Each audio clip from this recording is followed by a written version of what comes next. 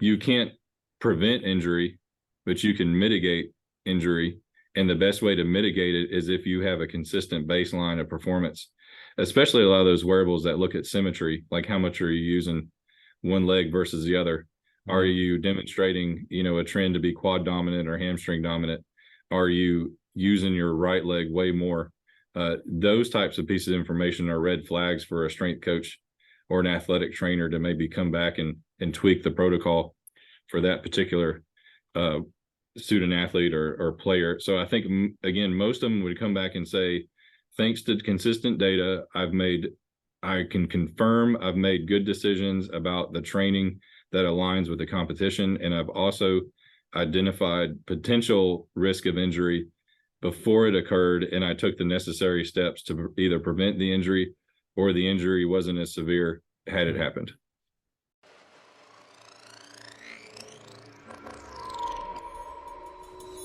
We're going through something absolutely historic. Technologies across the board are growing exponentially. It's a disruption that's going to completely redefine the way businesses compete. In the next decade, we're going to lose 40% of today's Fortune 500 companies. The exponential growth of computing is continuing. AI is nowhere near its full potential. Whether you like it or not, that the future cannot be stopped by anyone. Welcome back to the Futuretech and Foresight podcast. As always, I'm your host, Mark Verbenkov. So I've been pretty active with various sports and different kind of athletic activities for the vast majority of my life, but I've never used wearables to track and try to improve my particular stats. But I have spoken at great length with friends in the past who have, and since then I've been quite curious about how wearables and technology in general are and will impact professional performance, but also the performance of the general amateur person who's working out. So I'm lucky enough to dive into the topic today with my guest, Dr. Reuben Burch. So we discuss the current landscape of wearables and spotlight a significant 2019 study that engaged over 100 trainers. So through Dr. Burch's insights, we explore the data that these devices capture and their impact on athletic performance. So we also touch upon some of the challenges and trust issues concerning wearables when they're used by athletes and trainers alike. And of course, we finish the discussion with Dr. Burch predicting the trajectory of wearables in both elite and grassroots sports. So Dr. Reuben Burch is the Associate Vice President for Research out of the Office of Research and Economic Development at Mississippi State University.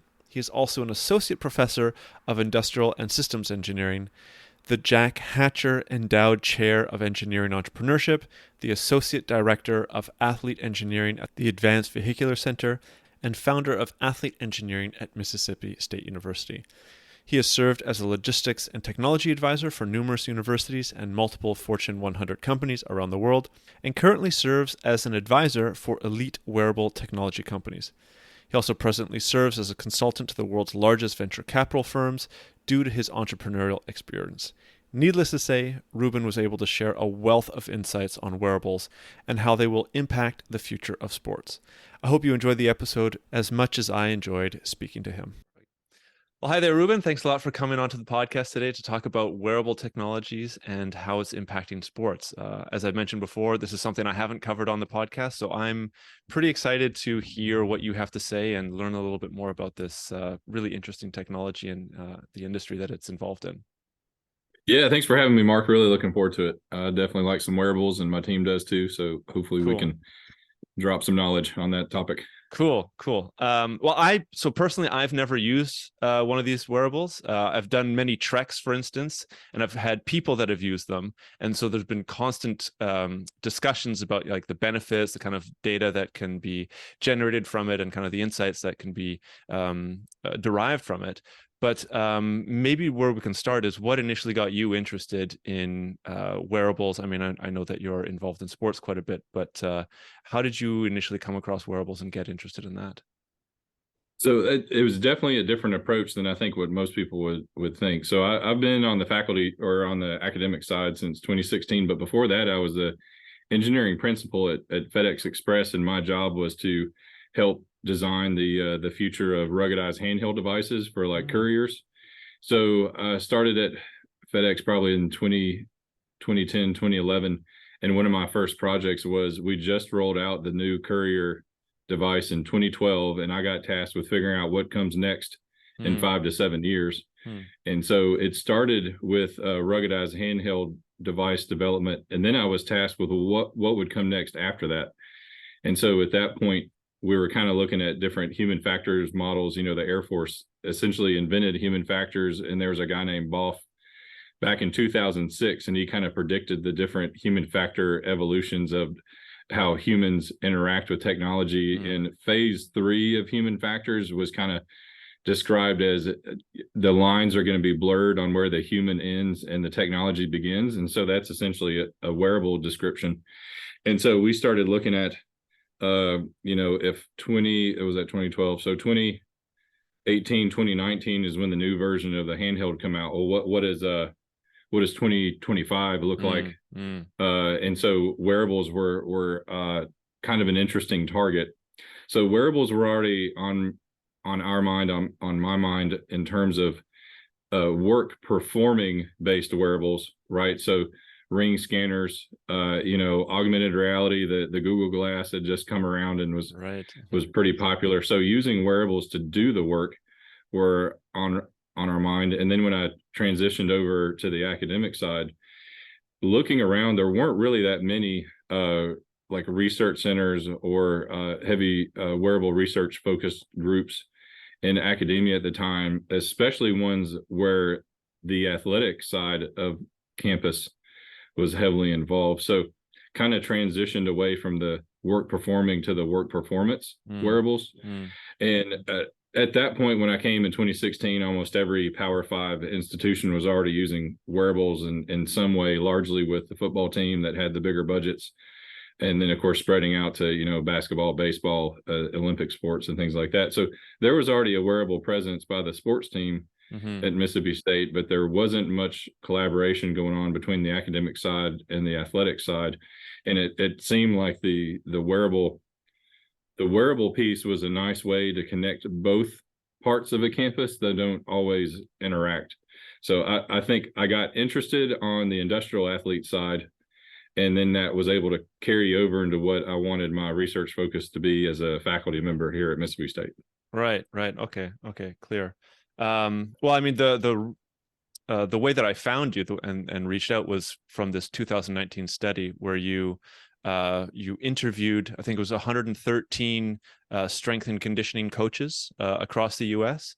But I guess by then, I mean, it was only a couple of years ago, you were saying that the state, like kind of the ubiquitous nature of wearables was already out there. So there must have been, already a ton of data or previous research that had been, or maybe a little bit of previous research that had shown that, wearables are obviously beneficial if so many organizations out there had already used them, right? That's right. There was research in the sense that some sports teams, historically, the Ohio State University and Cincinnati have had pretty good partnerships between athletics and academics tied to like their medical school.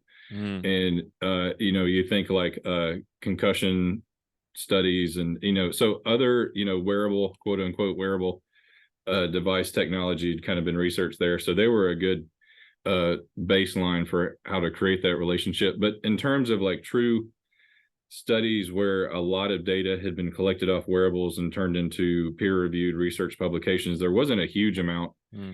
Certainly back in 2016, there were lab studies, there were studies done with wearables, but were kind of done in a vacuum where many of the variables were controlled, not so much just multiple seasons worth of data. So it's fairly limited. They were being used by the sports teams, not for research, but to aid the strength coach in decision making. Also, wearables, what we learned through the process of doing that research was, it helps in recruiting.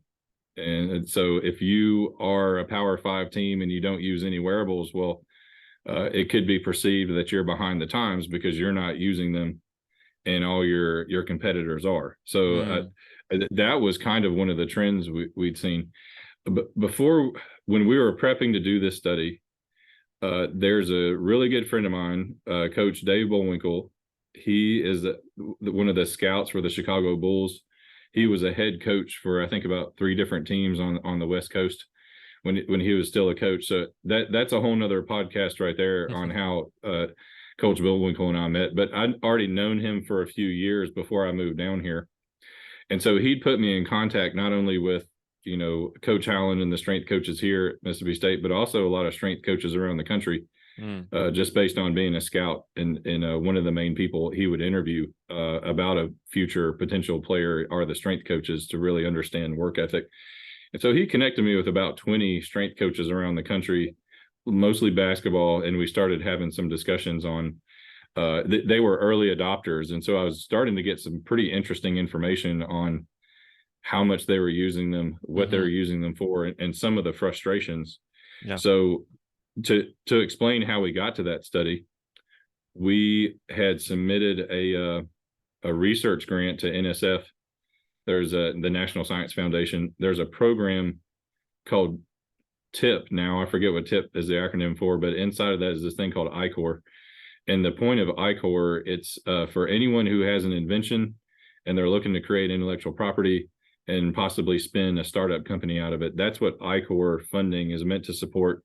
And ICOR funding isn't there to help you create a prototype for your product. It's there to pay you to travel, to do, customer discussion and discovery. Okay. So it had nothing to do with, do you have a prototype, and everything to do with, does your idea meet a customer need?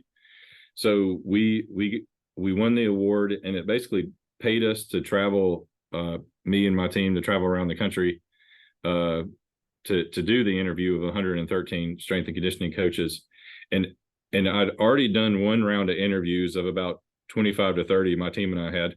And so we were aware of some of the limitations. So this allowed us to go across the country and really dig in deep on what were the true feelings of wearable tech, and not just wearable, kind of athletic training, strength and conditioning in general, their perception toward technologies, but got a lot of feedback on how people really felt about wearables.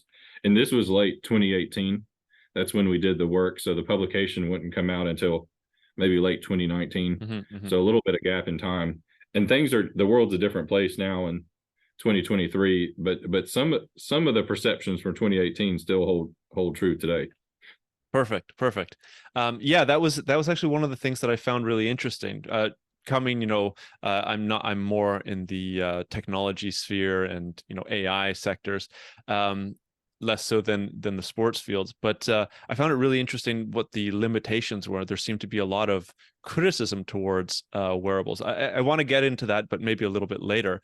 Can you touch a little bit on, say, some of the positive benefits that I, as just a normal person in the public, would assume that, wearables, you put it on, you're able to get this fascinating data and your performance goes up and you're able to be more competitive in whatever sport that you're playing. So maybe just touch on some of the benefits that you were able to find from these interesting interviews that you had. One of the main pieces of feedback outside of recruiting, so putting that aside, or they did feel wearables and just having added technology gave them a huge advantage over the sports teams that didn't have them. But within reason, most would say that some data is better than no data. And if you can be comfortable in the consistency of the data you're getting, now remember, consistency and accuracy are different. If you can have a comfort level in the consistency, you can at least baseline and look at trend information over time.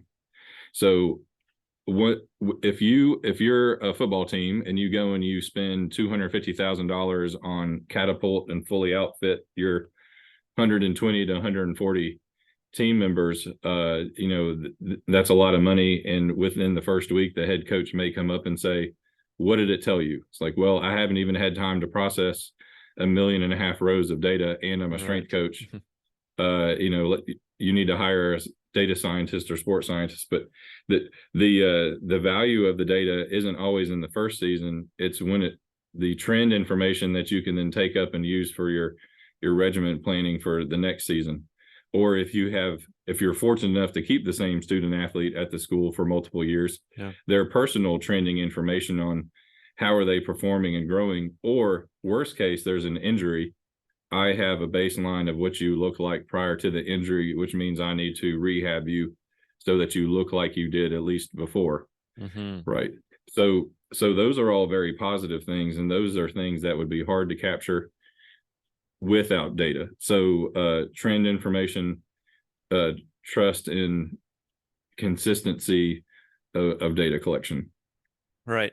And maybe to make things a little bit more tangible for people listening, what are some of the key, are there key technologies that would be used between the different sports? You said like football and basketball were, I guess, two of the main sports that you were doing these interviews in. Were there like specific technologies between these two sports and others, or were they just kind of different wearables for different sectors?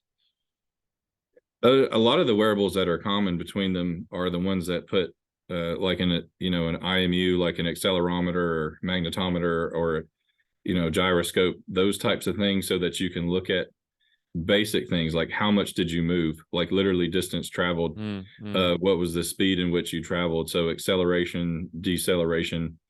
A lot of the ones for football have GPS locator tracker, and so that you can look at how everyone moved in collaboration with each other. So team-based movement, similar concept for basketball, how much did you move? How quickly did you move? Tracking it indoors versus outdoors. There's a common metric called player load, and people sit on different sides of the fence on, these load terms, but load is a fairly generic term used to represent how much work did you do, and then being able to assess the amount of work you did versus the success of the output. So that's pretty common. You may have, like say baseball and softball, obviously use wearables a lot. You have a lot of biomechanical movement, like being able to understand more about the form, swing speed, pitch speed, tracking how much you're pitching. Obviously that's pretty important. Can you pick up on changes in your pitch speed and know to pull someone a little bit faster than maybe you would have based on naked eye? So there's some commonalities. Those IMUs, inertial measurement units, are often the standard baseline for tracking those types of metrics. There's other sensors that are becoming more prominent, like stretch sensor and soft sensor, where you can start to look at things like foot pressures, movements at specific joints, getting like true, flexion data, almost allowing you to recreate some elements of a motion capture system, but while you're out doing the task, for maybe a more complete biomechanical analysis, when you're really looking to get into the weeds of movement. So those have all really taken off, and I would say most of your Power 5 collegiate teams, certainly all of your professional sports teams, have some of those and more. There was one year, I think we got up to about 5 different devices with men's basketball. That's way overkill. That was probably like 4 devices too many, but we had a lot of teams or companies sending us their product. Right. So we kept doing analysis of different stages of that, and we had a basketball strength coach who was a great partner who tolerated all of our ideas and was really nice about letting us try things. But I think those are some commonly captured characteristics between some of your main sports, especially team sports. Yeah, that's fascinating. It's so I mean, I assume that it would have been quite detailed, like the biometrics that you're able to capture would be quite detailed, but I think what you described is even more than what I thought. So how useful was that data, or how useful is this data in general from the interviews that you did? Was there kind of a competitive advantage that these teams were able to find from the data that they were able to collect and analyze and implement?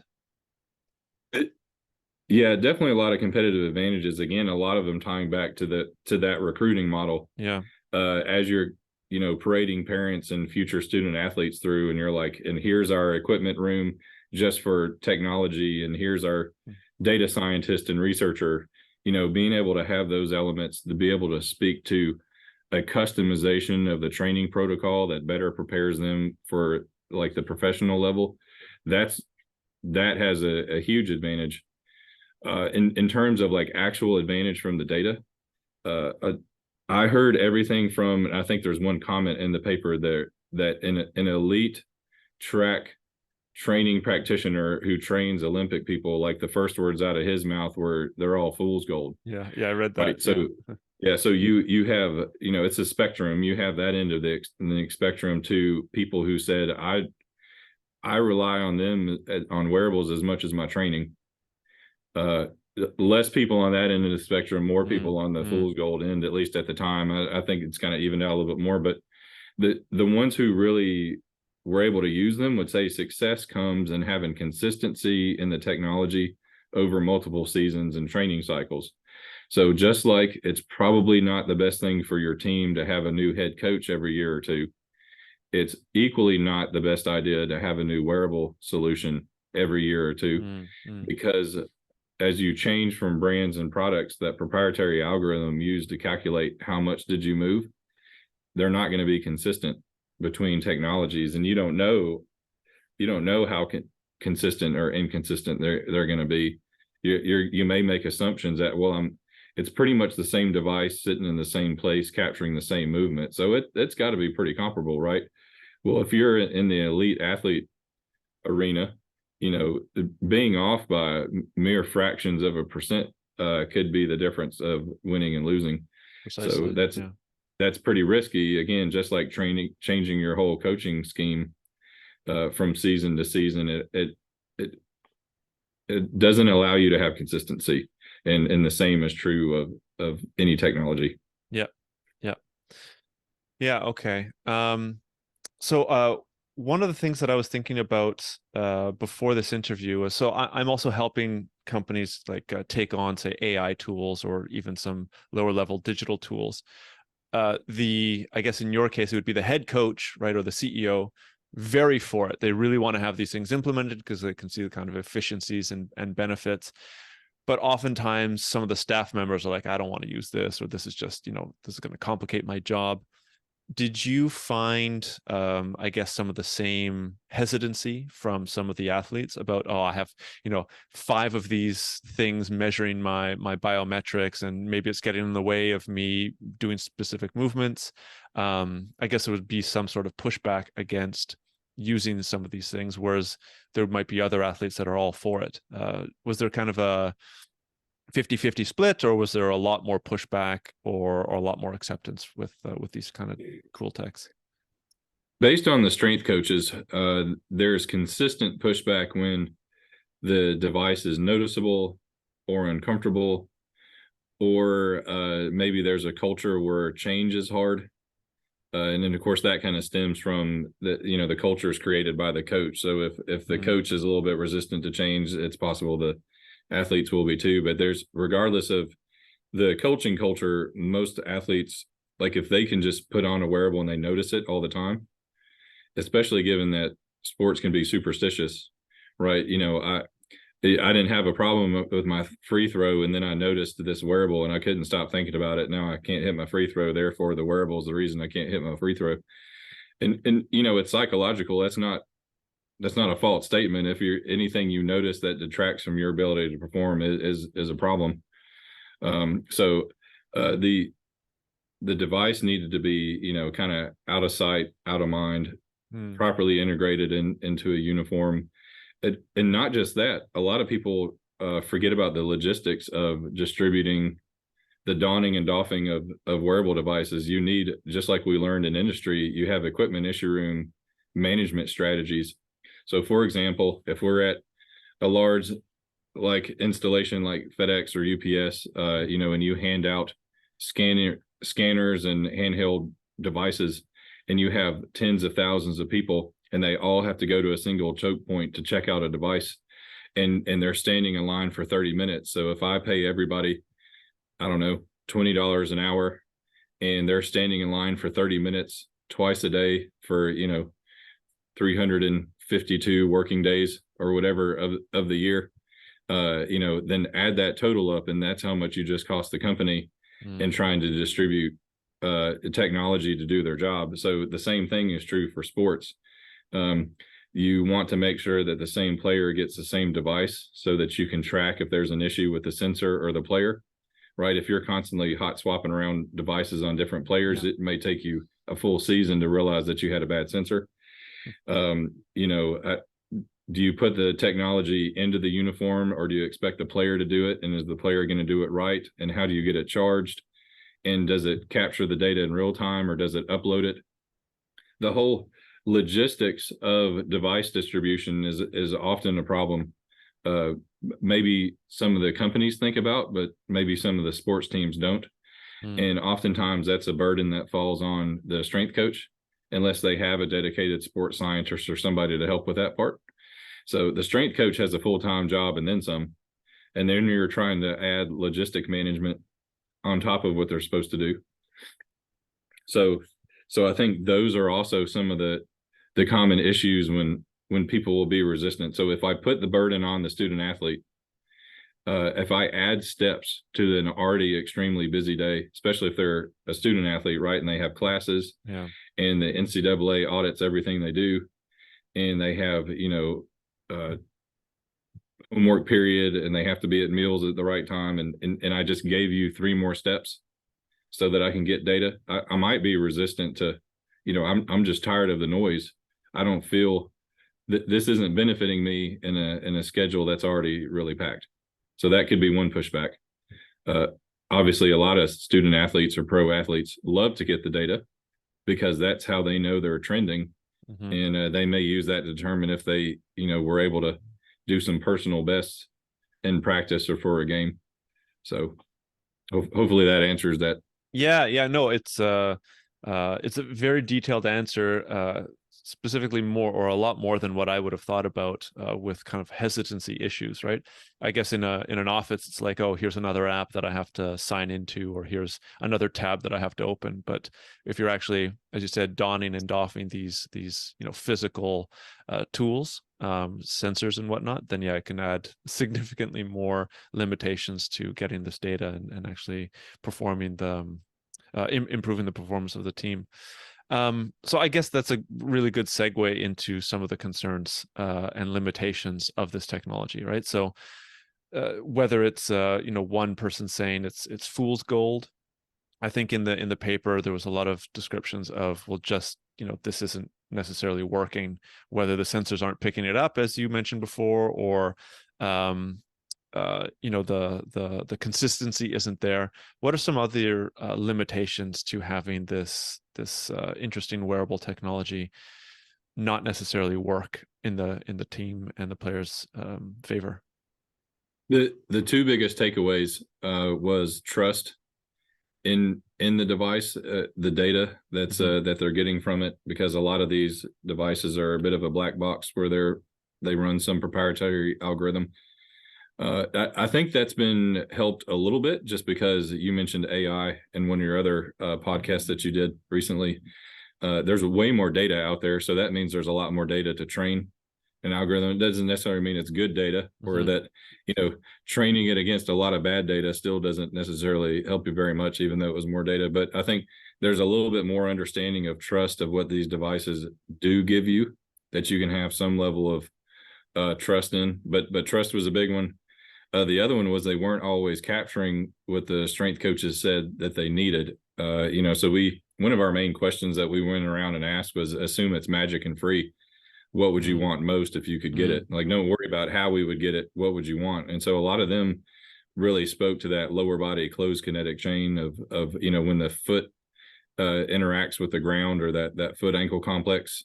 So, if a good strength coach can really make inferences about what's happening at the knees, hip, and lower back if they have good, solid foot ankle data. So those are probably the two biggest takeaways. And again, those were 2018, 2019 conversations. You've since seen a lot more wearable products come to market. Some of them have done a great job, like the Apple Watch. I think it's going up, or in the process of going for FDA approval. It may have already finished it. I hadn't checked in on it, but so that's a pretty high level of trust if you're saying that some wearables can be almost clinical worthy, or, an FDA certified type 1 device. Now you're in the telehealth and telerehab space, saying that, a medical practitioner can infer some significant value off maybe a remote patient. So, and it's not the only one. That's just a good example. And part of that stems from it has so much data. There's so many people that are wearing those things and getting constant feedback on your proprietary algorithms. But at the same time, for, the wearable space, and I lose track of the number on what it's predicted to be. I think it's predicted to be like $130 billion space by 2026 or 28, somewhere around there. And depending on who you talk to, it may already be there. So that means there's a ton of money for people to get in this space and be terrible at it. I mean, that's one of the reasons why we're interested. We're like, there's so much money, we can be really bad. And there's still a lot of money left over. But you have, there's new wearable technologies coming out all the time, and rightly so, because of the cell phone market has really miniaturized sensors and the components that would go into a device, so that you can have these teeny tiny devices that are fairly non-invasive. But a lot of the times, the people that spin out these devices, were they a health practitioner or a strength coach?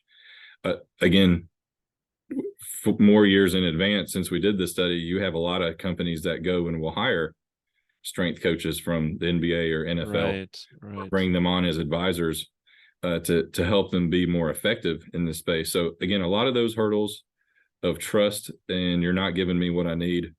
Fast forward to now, some companies have made really good strides in getting past that. But if you're that early adopter strength coach, like some of the ones we work with way back in 2016, 2017, when they were spending gobs of money, and now all those devices are just super expensive paperweights sitting in the closet, that there's probably always going to be some level of skepticism, because a lot of those early adopters put the wearables back on the shelf, went back to doing counter movement jump and box jump and taking pictures and doing a survey on how you feel.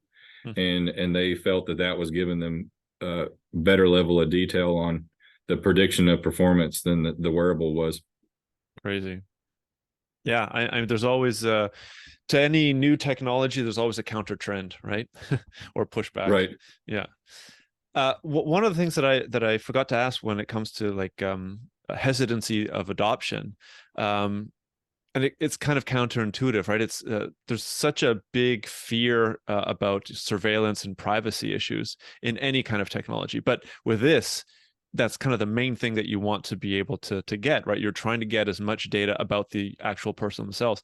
Was there any kind of hesitancy from some of the athletes to take these things up because they didn't necessarily want their biometric data, stored in the cloud somewhere that other organizations could access, or just whether you're talking like before the psychological impacts or some sort of woo-woo ideas of taking my data that I don't want out there? Can you talk to that a bit? I think from the elite athlete side, again, feedback from the strength coaches, a lot of the athletes either appreciate having the data, or they, that's just part of the process of, with putting on your equipment and going to work to do the job of practice. So it kind of depended on the culture. You didn't really hear too much about feedback, especially if it was unnoticeable. You did in that paper, if you remember, when you started getting into D2 and D3 schools, there was actually a greater excitement about having technology. I think largely because your D1 schools they're kind of used to having the best of the best. And so they kind of take it for granted. So if you start to give that technology out to a population that maybe doesn't have the same budget, there's an increased excitement and interest in using it. So that was kind of an interesting takeaway from some of those interviews. But now, fast forward to now, and you've got NIL. I think there's an increased awareness of the data, less because it's a privacy issue and more about a profitability issue. That this data represents me as a student athlete, and that could be something that I could potentially sell for an NIL deal to, a video game. I think that's kind of the thought process sometimes. When you get to the pro athletes, you got players associations. So there is a concern you don't want anyone collecting data on you that could ultimately come back and impact your future contract. So players associations tend to be pretty strict on that and kind of govern what data is collected. They ultimately have to agree to what's collected. Each individual player at the pro level can agree or disagree, but I think the players associations as a whole may tend to be resistive unless there's common ground between the teams, the league, and the players association themselves.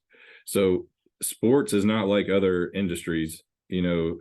Security and privacy are less of what drive whether or not they're going to adopt it, like you might have an industrial athlete, right? So I think more people are hesitant going back to the other things. It's uncomfortable. I notice it. It's wasting my time. It's more steps. Those tend to be the main deterrents. The main deterrents. Yeah, that makes sense. I didn't notice this in the study, but maybe you've come across it since.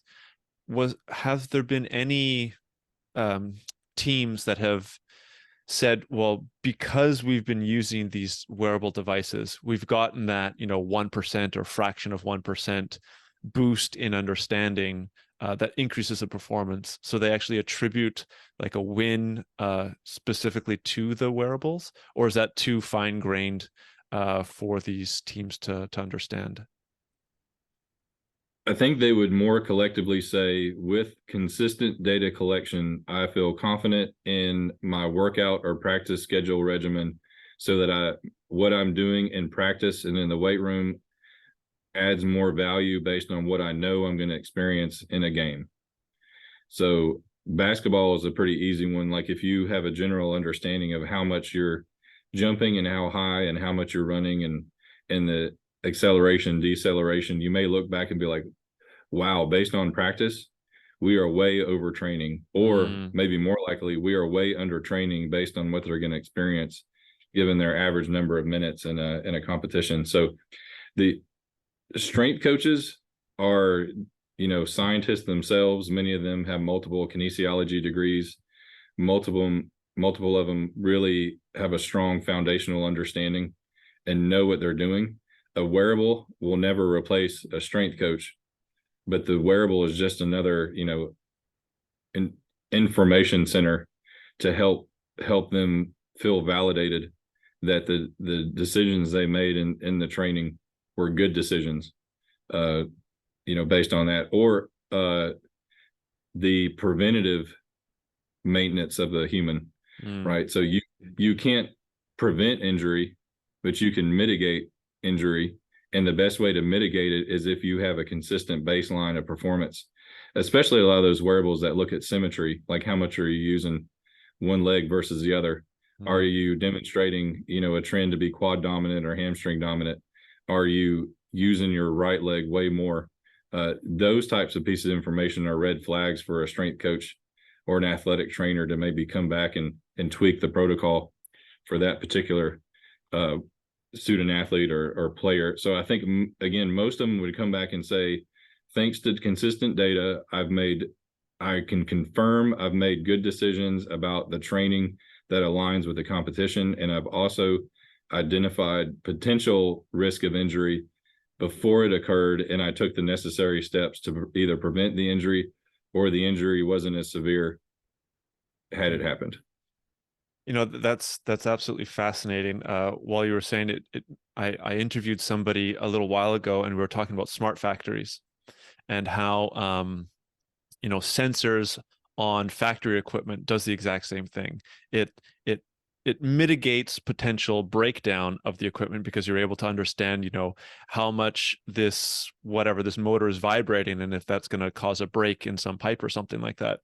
I think it goes right back to what you said at the beginning. There's this merger between man and machine. There's this, it's harder to tell where the machine starts and the human starts and the machine stops. Because this podcast focuses a lot on the future, maybe we can jump into that as the kind of the final session. You were talking about the miniaturization of sensors facilitating more of these wearables being used by the athletes. This is, of course, a trend that's happening with these wearables and with other technology. Do you see wearables becoming more or less ubiquitous as time goes on? Like you said, 5 wearables was a lot for some of these athletes. Do you see in the next 5-10 years, maybe 10 wearables will become the norm because they're so small, they're so integrated in the clothing or, you know, shoes or straps that that athletes are wearing? I think it depends on what you're trying to capture. In the industrial athlete space, we're doing some work here with manufacturing companies in the state dealing with like heat injury mitigation. And so you're dealing with a population that has to wear a uniform in the form of like personal protective equipment or PPE. So there could the future be smart PPE, and we're looking at key physiological measures to help assess when someone may or may not be at risk of heat injury. So I think it depends on the data you have to get and how does that sensor need to be like touching the person or on the person to get the type of information you need. Maybe it's sweat related or, you know, something like that. I think there's going to be some spaces where you have to have like physical sensor devices to collect the information. But I also think we're going to be moving more into a camera based, and we're already kind of heading that direction of like markerless motion capture, where you don't put anything on the person. The environment you're competing in is smart enough to pick up all the different nuances of your movement. And because people can only move in so many directions, you can have a pretty strong biomechanical, you know, assessment model. So I think as sensors get better, it gives us a lot of information on the person to the point where you almost may not need the sensor because most people fit within a range. So I think markerless is, and that's something we're trying to work on now. We really enjoy working with wearables, but we see a future where you know, a lot of the movement based ones may not be needed anymore. You might be able to get better level accuracy with camera systems. Where a lot of people will tell you where it's going is the digital twin. So you mentioned manufacturing, you know, there's digital twins of equipment where you can pretty much map out when you're going to need to do maintenance, when you need to retool, when you're going to need to do various things. They're already looking at digital twins of athletes, you know, so I'm going to run a model of you doing this race. How are you going to do? Oh, you did terrible. Maybe you don't compete. Right. So I think that's where a lot of people and a lot of funded research is going into that digital twin of the human athlete. So, and that's going to be interesting. Like, do we even need to play anymore? Vegas just ran a simulation using everybody's digital twin 1,000 times and you have no shot. Like, okay, we'll go do something else. Yeah. So, it sounds almost like a Black Mirror-ish future when it comes to sports in this sense. Sorry, I cut you off. You were going to finish. No, well, you make a good point. I think we're a long way from that because again, your models are only as good as the data you have. So I think before we can ever get to that point, you have to have solutions that give you data that is as accurate as possible for every scenario imaginable. So if you think of that, that's going to be awfully hard to do. So I think wearables will always exist in some form based on the data you need to collect.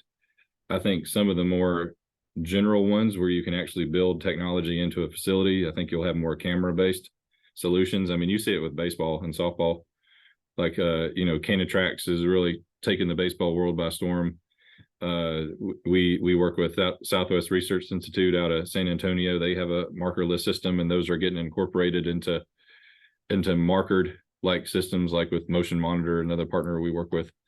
So I think there's a lot of evolutions left still with wearables and with markerless.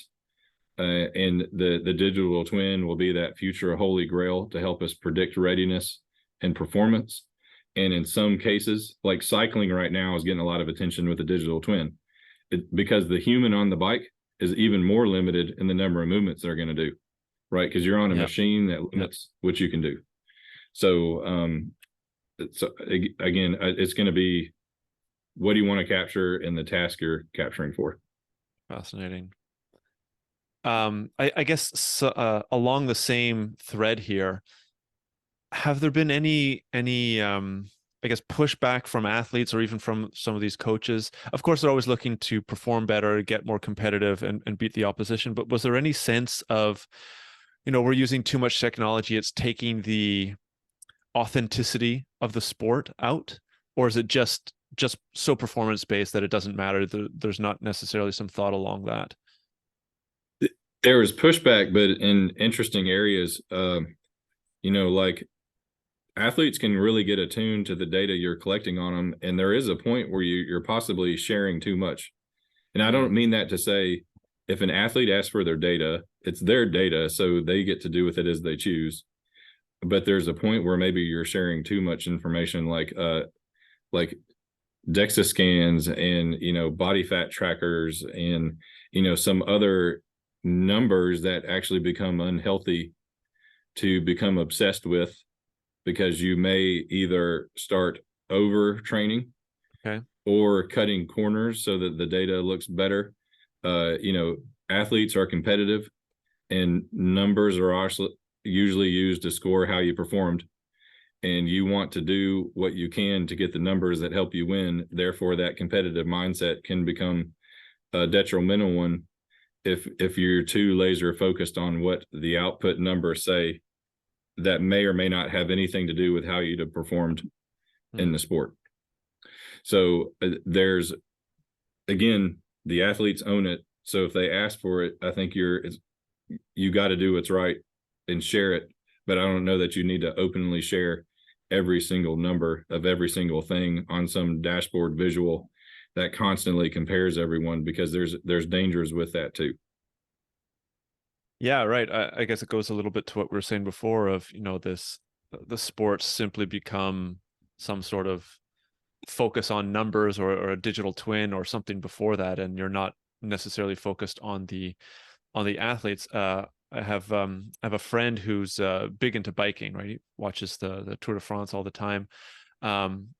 And he was talking about, he's also a chess player, right? So as you're probably aware, chess has become completely dominated by AI systems, right? I don't think there's a single human being out there that can beat a chess AI.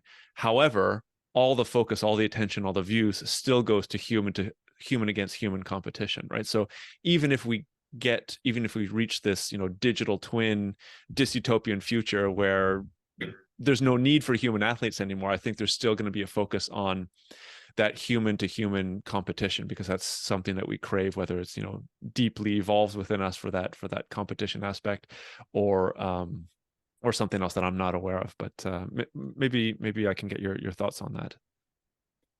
Well, at the end of the day, you'll always have people say, well, that's why we play the game, when you have the underdog who never would have won in a simulation, who somehow manages to crank out a win that's like the most historic thing, for that team or that school. So, that's why they play. That's why they do it. And people do it because they love it. So if you want to play a simulation, that's what PlayStation and Xbox are for, I guess. But at the end of the day, sports, there's the competition and the thrill of it, but there's also what sports brings to communities, bringing people together.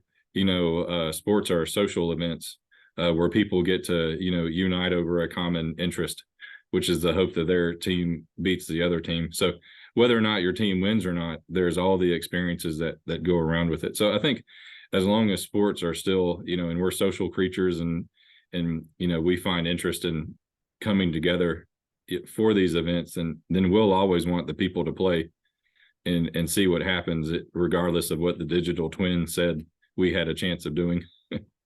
So yeah, well, maybe Ruben, I think that's a perfect way to end the conversation, right? It's a little bit more humanizing, a little bit more, the spirit of the athlete, rather than just focusing on all this really cool technology and where AI and these digital twins are going to take us. So thanks for coming on. Where can people reach out to you or follow your work? I'll have the link to the article, of course, put up on the show notes, and your profile within your university. But are there other places that you would like people to look at you? Sure. if you Google athlete engineering, you'll find a lot of links to our different venues. We have social media, Facebook, LinkedIn, Twitter, and a few others, so we can kind of follow us there. We've been a little light this summer as we've been running around traveling and stuff like that, but once the fall semester picks up, we do an annual summit event. The Athlete Engineering Summit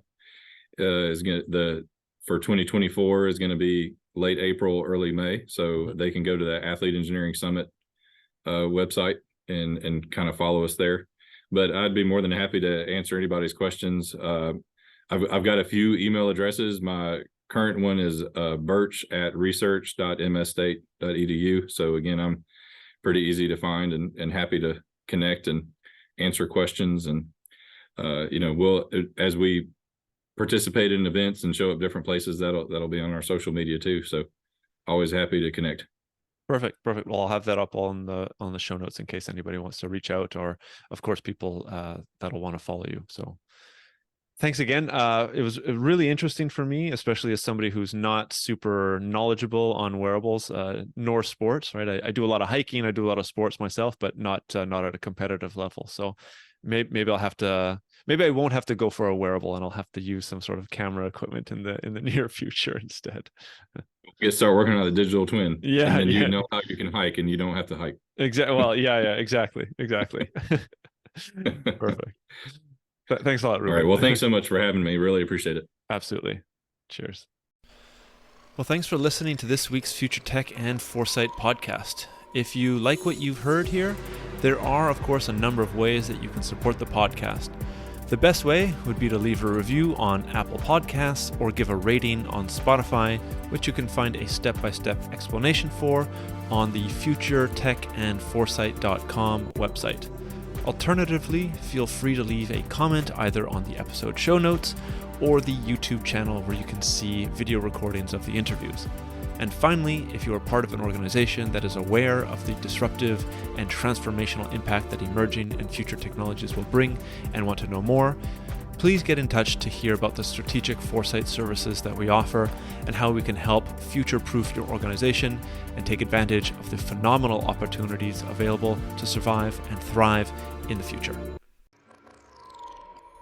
A lot of future-shocked people and future-shocked institutions in our society are simply overwhelmed. Once there is superintelligence, the fate of humanity may depend on what the superintelligence does. Science fact is catching up to science fiction. The first truly intelligent machine will be the last invention that humanity needs to make. The only scarcity that will exist in the future is that which we decide to create ourselves as humans. Within a 10-year design revolution, we can have all humanity living the highest standard of living anybody's ever known. Progress is accelerating at an exponential pace, and it's going to reach a point where progress is so fast it's going to be a singularity. We are probably one of the last generations of Homo sapiens. Every single headline points to the birth pangs of a Type 1 civilization.